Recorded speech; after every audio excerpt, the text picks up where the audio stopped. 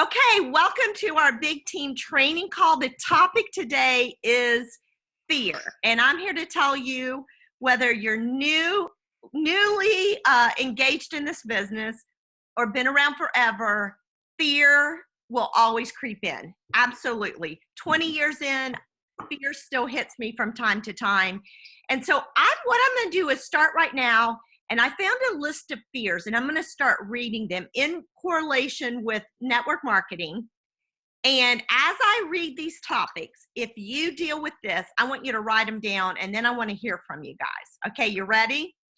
All right, here we go. I just highlighted, there's like 3 pages, and I just highlighted the several that kind of jumped out at me. Fear of not saying the right thing. Fear that I'm not confident enough to do this business. Fear of what people might think of me. Fear of annoying all my friends and family. Fear of being that person that everyone wants to run from. Fear that I don't have what it takes to be successful. Fear of running out of people to talk to. Fear of rejection. Fear of getting a no. Fear of being judged. Fear of proving my critics right. Fear of not going fast enough. Fear of hitting a plateau and not moving past it. Fear of not being able to lead a team. Fear of making enough money, not making enough money. Fear of failure. Fear of being good, but not great. Fear of not being a good leader for my team. Or maybe just flat out fear of the unknown. All right, so I'll kick us off because I don't mind sharing a couple of those fears that jumped out at me. One of mine that really jumped out is fear of hitting a plateau and not moving past it. I feel like that's where I am right now, that I've hit a plateau. How do I move beyond this plateau? Can I do it? Or have I reached my peak? Fear of being good, but maybe not great. Fear of being a leader, but can I be a duplicator of leaders? You know, that's what I remember John Maxwell, and it stuck with me. He said, if you have followers, that means you're a good leader. But if your followers are leaders, that means you're a great leader. And I've never forgot about that, thinking, yes, I can get people to follow, but can I develop people into leaders? Or am I just lucky enough to snag some already leaders? You know what I mean? So there's some of my fears, and then we're going to talk about how we overcome them. So based on that list, or one you already have, let me hear some of your fears.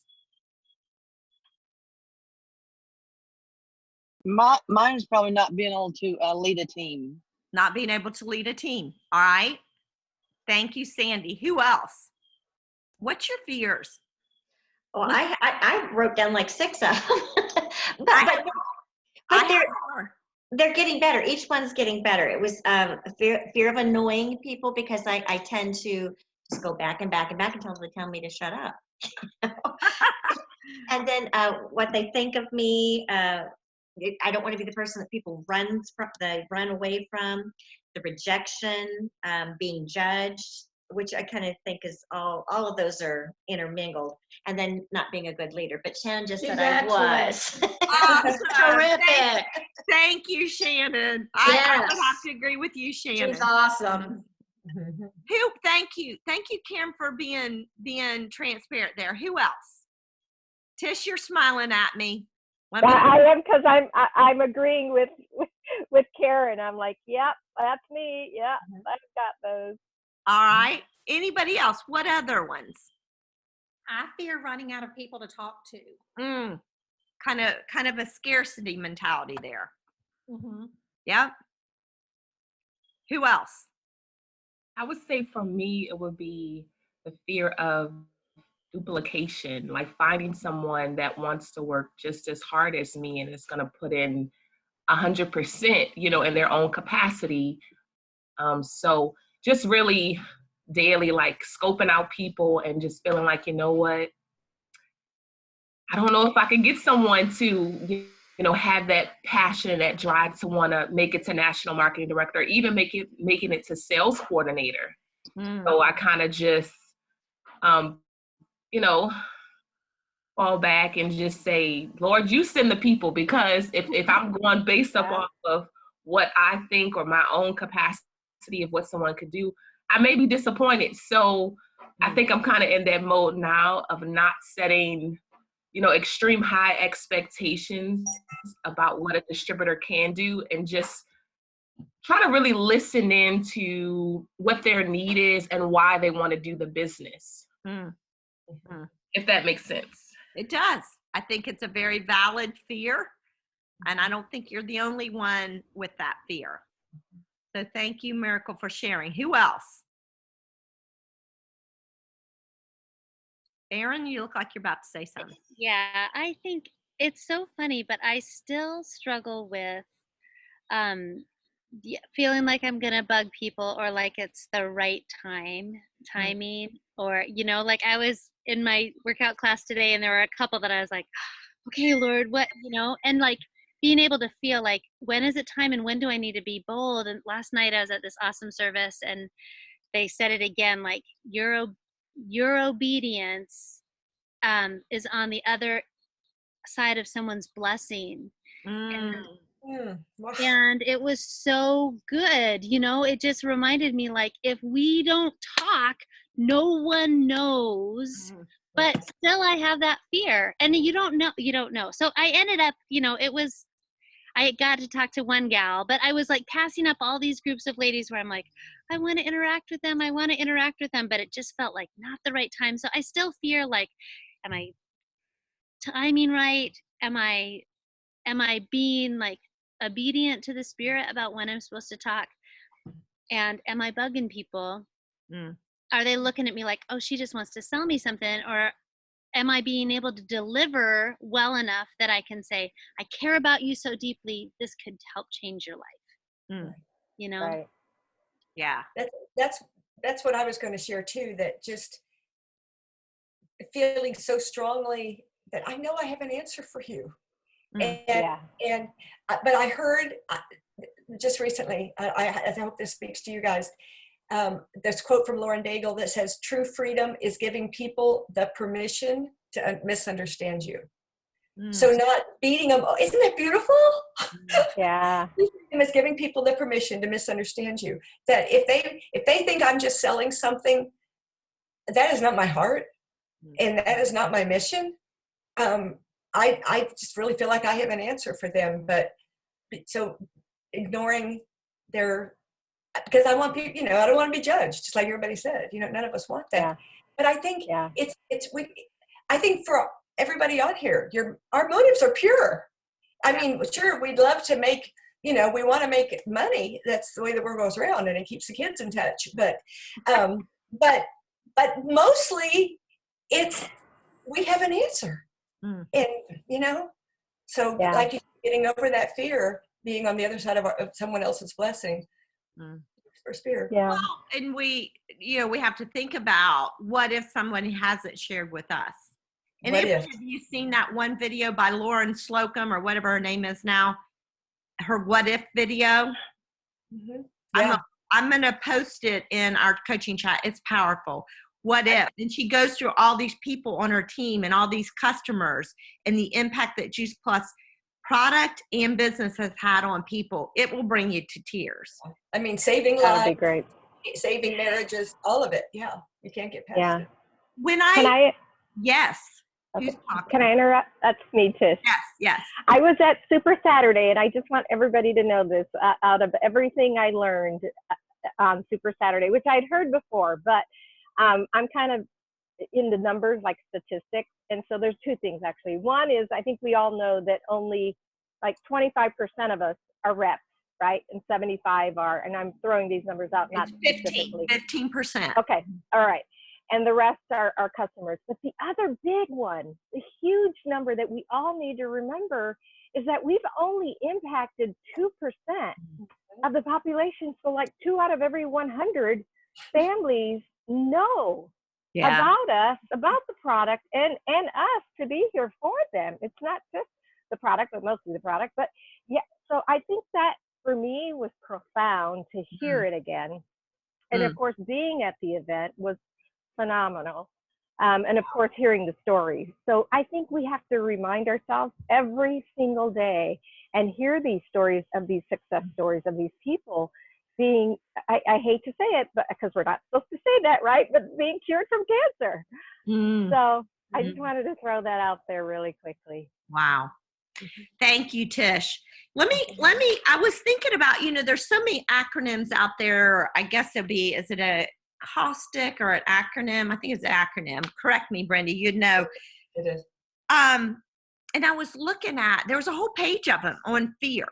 And this one I'd never heard before, but it really stuck out. Fear, F-E-A-R, face everything and rise. And I love that. It just resonated when I read that. Face everything and rise. You guys, every one of us we will all, as pretty much everyone's commented on here, we all have fear. And that's never going to go away. I hate to tell you that, but are we able to rise above it? That's the question. Are we willing to rise above it? Are we willing to get better? Are we willing to do what it takes to rise above it? That's the question we want to ask ourselves, because it will always be there throughout our life in every area of our life. And the difference between someone who works their way to the top and realizes their dreams, realizes where, the other question is, do you know where you want to go? What in your mind is success? Is it national marketing director? Is it sales coordinator? Is it $1,000 a month, $2,000 a month, $10,000 a month? Do you know what your goal is? Sometime, and one of these, I think I read it or highlighted it, one of them was the fear of the unknown. Maybe we're fearful because we've never even given ourselves, we're too fearful to even set a goal to work toward. So then we're always fearing it because we'll never know if we get there because we've never really faced it and said it. So face everything and then rise above it. All right, so I'm going to share. I always love to go to TED Talks when I'm doing these just topical conversations. So I go to TED Talks, and I will send this to you guys as well. And I type in fear, and there's a ton of them. But this one was from a rocket scientist, and she was this cute gal, and she talked about rising above. Well, she didn't even say about rising above, but she talked about just from a logical standpoint, what's going on inside our brains and why we can't break through some fear. And here was what her 3 points, and it's 3 R's, and we're going to take a look at this, and we're going to talk about these points.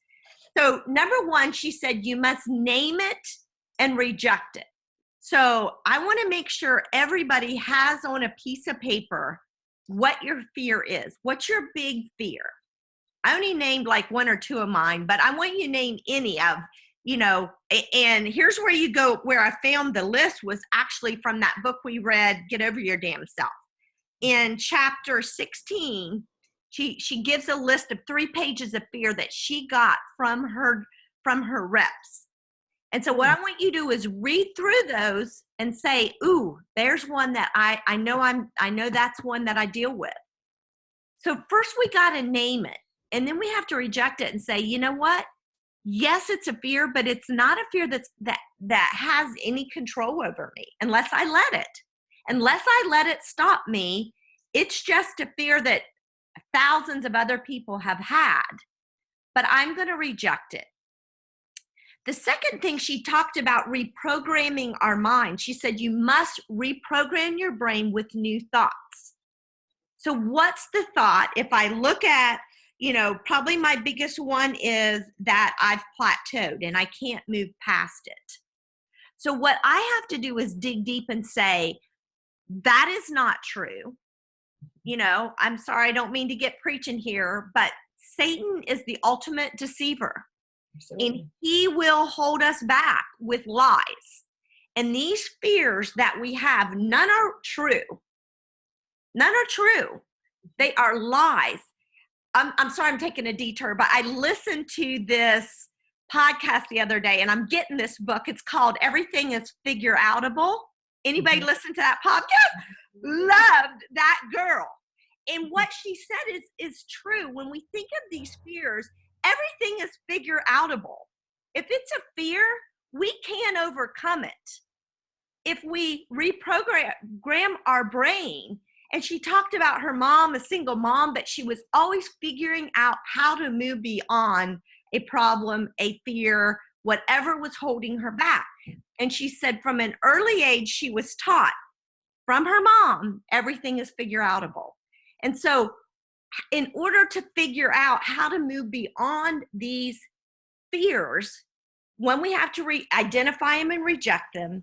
Two, we have to reprogram them and begin to tell ourselves. And when I think about this, and I don't know what podcast I listen to this, but our brains listen to what we tell it. It cannot decipher between truth or a lie. So whatever's in our subconscious, it's believing it, and then our body acts upon it. So if we're believing the fears, our body will act upon the fear. And consequently, our brain reads what our subconscious is telling it, and then our body acts it out. So if our subconscious is telling us we're fearful, this is bad, this is going to happen, consequently, we behave in that manner, either hold ourselves back or it actually happens because we've told our brain and our brain acts it out. I hope I'm making sense. The same is true if we tell our brain the positive side of that. And I'm here to tell you, when I speak, and I speak a lot, I'm telling you what, I get up and there's a fear after all these years. And I literally have to say, I'm ready. I love the energy when I start speaking. This is going to be great. And I remember my husband, this is one of the things, I've told you this. He used to always, like, I'd jump in the car when we were in college and we'd go somewhere and I'd be like, how are you? And he'd hit the back of the seat and he'd go, I feel good, I feel great. Because he realized he's telling himself that, and consequently our body's going to live it out. And so if we change and reprogram those fears into, I am a good speaker, I've got something great to share, these people need to hear it, they want to hear what I have to say, then we are going to deliver it in a manner people are going to receive it. And it's true. And I hate to say this because I'm the worst. If I get somebody on the phone and they're like, if I'm calling a company and they're acting like they don't quite know, they're not quite sure, and they express just somebody who has no confidence, I get annoyed and I treat them like they don't know what they're talking about. Am I the only one? But if I get someone who, man, they've got it and they're acting like they got it together, then immediately I believe them. My brain is believing what they're sending my way. So if we are acting out, oh my gosh, they're going to think I'm an annoyance. They're not going to want to hear what I have to say. They're going to believe you because they're picking up on your body language. They will believe it. But if you're like, oh my gosh, I have to tell you, here's what just happened with one of my customers. You got to hear this story. I just went to this event, like Tish was sharing. It's all about, it's in the way that we are delivering the message. And yesterday I went and visited my mom. I'm talking to this 98-year-old lady. I tell her all about Juice Plus. I'm thinking, like, is she really going to buy Juice Plus? I don't know, but God moved me to tell her my whole Juice Plus story, my business story. She asked me, how'd you get started? This lady is sharp as a tack. Little do I know, her son is a doctor, her daughter is a nurse, her husband, she is so well connected, you guys. She goes, give me a couple of your business cards. I got some people to talk to. And what I was sitting there thinking about was, she was telling me, she goes, Elaine, it's all about the way we deliver our message. And she said, your message has so moved me. I can't wait. People need to know about this. And I just thought, I could have had this fear of she's 98. What's she gonna, you guys, we don't know. We don't know. And so the way we communicate, people will pick up on that and believe it. So we got to reprogram our brains with how we deliver stuff. And then the only way we can rebuild our brains and our action is by taking action. So we got to know what the reprogramming is. So if I'm thinking I'm walking out on stage and my heart's beating out of my chest, I have to reprogram and think, no, I've got a great message. These people need to hear what I have to say. And I'm reprogramming. Then it's like, go out there and do it and just take that plunge, because action is what will drive out fear. And that's what we got to remember. Action drives out fear. And so think about those three things. We got to reject it, we got to reprogram, and we got to rebuild. And so I want you guys to think through, someone give me a fear, and how are you going to reprogram it? And then what kind of action are you going to take upon it? And I'll start this process. I've got somebody who I've invited who I really want on my Juice Plus team. I've invited her to like 5 events I've had at my house. And for whatever, every time she tells me she has to babysit her grandchildren, but don't forget to ask her again. So I keep inviting her back to, someone just said that about inviting over and over. And so I'm almost getting a little fearful or insecure that she's just being kind and saying, invite me next time. So I thought, you know what? I've got to change the action.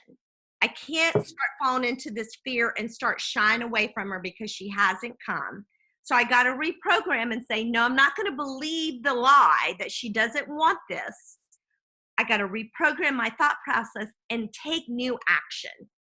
And I'm going to call her today. So someone asked me about it, and say, her name is Roberta, and just say, Roberta, I hate that you missed the last few events. Do you have time, since maybe evenings aren't good? Can we go to coffee and let me share with you one-on-one why I want you so bad to come to one of our events? So I'm taking action in another direction. So that's going to be me overcoming. And I've probably got 10 people that I've been inviting, I want on my team, who haven't come.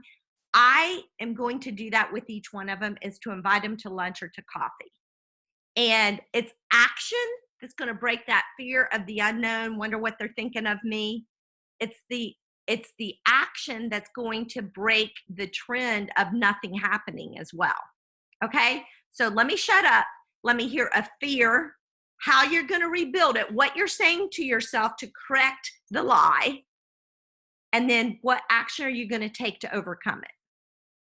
3 steps. Identify. Okay, Karen. Well, I just actually did it this weekend, so it's fresh in my mind. Yay! I had did a health fair at my husband's bank, and it was really a success. But I wanted to take it a step further and go to the head of HR to partner with them to see if they couldn't, I know the health savings account can be used now, which is huge. Nice. So anyway, so I left there, didn't do anything about it, and I started letting the fear set in, thinking, oh, she probably wouldn't do it anyway. I said, no, you know what? I was professional. People liked it. They were receptive. I'm going to just go for it. Why not? And I love it. Okay, so she's identified the fear. Did y'all just hear that? I'm sorry to interrupt, Karen. Okay, that's but all right. she reprogrammed. Was it wasn't that one? Reprogram. Reprogram. Do you guys just catch her reprogramming of her mind? I love it. Keep going. Well, and then so the rebuilding is I changed my action, and I thought, no. So I sat and wrote this. Well, Brenda, you got a copy of It was amazing. And she the was email. bold. The last paragraph was bold. I know, and I said, I know that I gave all of our 7 little secrets in my words. Then at the end I said, I know this is an in-depth writing, but you just need to hear it, and we need to partner, basically. And so hopefully I don't, well, if I get a no, I don't care because I did it. Yes, Right, yes. right, You built the exactly. muscle. You, Yeah. you face the fear back to face everything and rise. And that's exactly what you did. You rose to the occasion.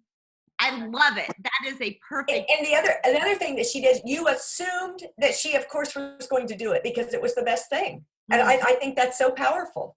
Yes, yes. Well, I let in on the children's health study but that would basically affect their employees too, and their insurance costs would go down. You know, what would be better than that? You know, having people not miss work.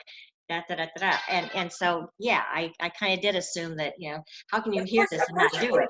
Yeah. Excellent. It was Excellent. good. It was Who good. else? Name the fear, how you going to rebuild it, and then what's the action going to be? Am I saying that right? Yeah, rebuild, reprogram, reject. Reject, rebuild, reprogram. Come on.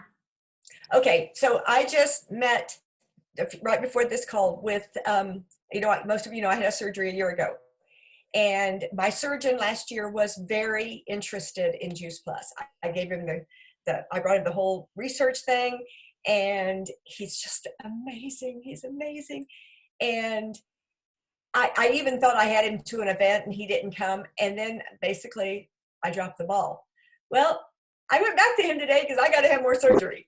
So, like I just told Elaine, I think that, you know, he immediately said, well, Brenda, I don't have fear about you doing it because look what you did. Look how you healed the first time. And he said, and you are my star patient. And I said, and you know why? And he says, yeah. And so I'm thinking, okay, I'm you know, of course he's intimidating and everything else, but maybe, and even the nurses, I had a bunch of nurses that were interested that I did not stay with like I should have. So is that what happened this time? Because this is the last shot. Yeah, that's true. Please, Lord. No. I have one. Who else? I have one. Who's saying that? Tish. Okay. Fish, yeah. Okay, so supporting my team. My fear is that I won't give them enough. I'm, you know, not going to be there to help them grow and get them to where I am. So I booked a conference room at a location close to them so that they can invite their friends and their family. And we're going to have a big event. I'm getting ready to make the invite. Nice. It's for them. And it's going to be on a Sunday so that people can come, stop by after church. We'll have snacks. It'll be Sunday Fun Day up in the northern Indiana region area for them. And that's my next step. You know, and I love it. You identified your fear of not, what did you say? Not being the leader for, okay. And what did she do? She leaned in to her fear. You know, she identified it. She rebuilt it and said, you know what? This isn't the case. You are a leader, Tish. And then she's taking action basically to stomp out the fear. And I love that. And I booked the room today. There you go. You locked yourself Conference room. Yeah. That's excellent, Tish. Thank you. I mean, excellent. Who else? Sandy, you're looking. Okay, Erin. Yeah. So even just like with the thing that happened today, I really wanted to talk to my instructor. I've dropped a care package. She's totally sick right now. And first of all, when I can't like spend time with her after class, not like to reprogram in my head, she's busy. She's not avoiding me. You know, like reprogramming, me saying like, that's a lie that I'm like, oh, she doesn't want to talk to me. She always talks to, you know, she always wants to talk to me. It's just that people can be busy. So, so how I will rebuild that is reminding myself, like giving people grace, but reminding myself that I have something to offer that they need. And then I will schedule some coffee with her. Okay. And get a hold of her another time, because after class, when she's busy and run into another class, is not the right time. Okay. Right. So kind of like my situation, I got to come up with a time that does work for them. So all of this that we're sharing next week, we gotta say this isn't just about, and we're all gonna like identify what we've shared, and we're going to take action. And that's where you guys get sick of me talking about tracking our activity, but this is why. Because if we don't track it, we'll say we do it, we don't do it. The tracking holds us accountable to do it. So Sure. I want to make sure I'm going to go back through all these people who I've been inviting and haven't been coming to our events that I've like 3 or 4 times I've invited. I'm going to individually invite them to a meeting, just the 2 of us. That's my goal. And I'll report how I did. Write down right now, what is it? What fear are you going to conquer this week? So that's my fear of kind of back to, oh my gosh, I've worn them out already. No, I haven't. I'm going to now, it just hasn't been convenient. So I'm going to take convenience to them. So write down, what fear are you going to face and rise above it? Reject it, reprogram it, rebuild it. And when everybody, if you've identified what you're going to do this week in regard to that, raise your hand. You've got it written down.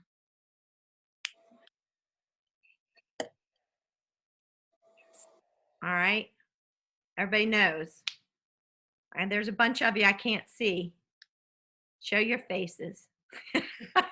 Or they can raise Your hand on there. On the chat. Yeah, raise your hand on the computer so we know that. Reject, reprogram, and face it. Rebuild it. Or rebuild. Okay, I'm putting in my That notes. rebuild is the action part of it. All right. We got, Yesterday, in our sermon, the thing I can't get away from, and I think Elaine and I already shared it with you, our pastor was talking about the book that Stephen Covey wrote about the 7 habits of highly successful people. And I love that book. That he had read like 19, 20 years ago, and he just reread it. But he said what stood out to him is the number one thing that successful people have in common. It's the only thing that across the board is they do what they don't want to do. mm, And fear will stop us. Mhm. And so just doing what you don't want to do. it's almost like that back. If you're wanting to pull away, it's probably the thing you need to lean into and just make yourself. Mhm. And then we'll be able to brag next week. What'd you say? We'll be able to brag next week. What'd you say? We will be able to brag about it Yeah. next week. Yes. I kept thinking you were saying bride. I'm like, bride. Okay. All right, guys, I'm